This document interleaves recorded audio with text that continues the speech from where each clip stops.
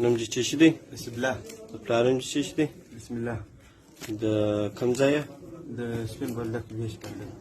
ښه دغه پیسې تا ته څنګه سړي درکړلې؟ دا د نجیب نامه هلک دی، ما ته پیسې راکړلې، زه یې تاله نفر راستوم، دغه پیسې ورکړه، نو 50 لکه روپۍ ورکړه، لا نور ډالر چې دي هغه زه درځم بیا زه څه اخلم.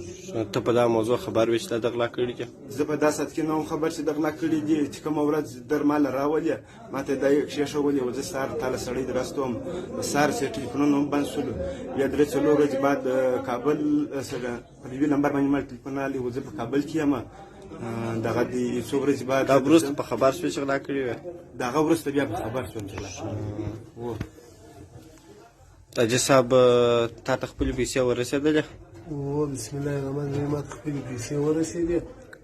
دا زما سره نجیب الله نامې منشي و، هغه د جمعې په شپه دا زموږ کوم مشتریان یا ګراکان چې ورته وایي دغه سې ټولې کړي وې، د پنجشنبې په مازدیګر یې ټلیفونونه بند کړه.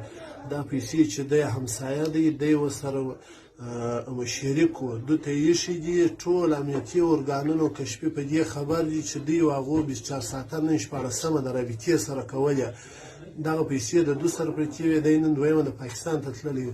دا خوا چې راغلی امنیتي ځواکونو ته ما د دوی عکسونه ورکړي ول، د دوی موقعیت کور مې ګرځولی پر 4 بجې د امنیتي ځواکونو ونیوی، دلته یې راوستي، دوی قرار وکړي کور یې د پیسې ایښی، هغه سړي د دوی سره په رابطه کې په کوم ځای کې ونیوی دا سړی؟ دا د سپین بولدک ولسوالۍ د شپږمې حوزې په ساحه کې دی ونیوی. سمه ده. اوس تا ته څو پیسې ورسېدلې؟ تقریبا دا 4 نه 40 لکه 50,000 کالداري راته ورسېدې. په دې کې تقریبا 15 لکه کالداري دي خور د بوټ کې کړی دي، کم بوټ یې کړی ډالر چې دي 15,320 ډالر دي، هغه مکمله موږ ته ورسېده. موږ په دې کې د امنیتي ځواکونو او د امارت اسلامي ډېر قربانۍ وایي چې زموږ سره شپه ورځ یوه کړه، او دوی په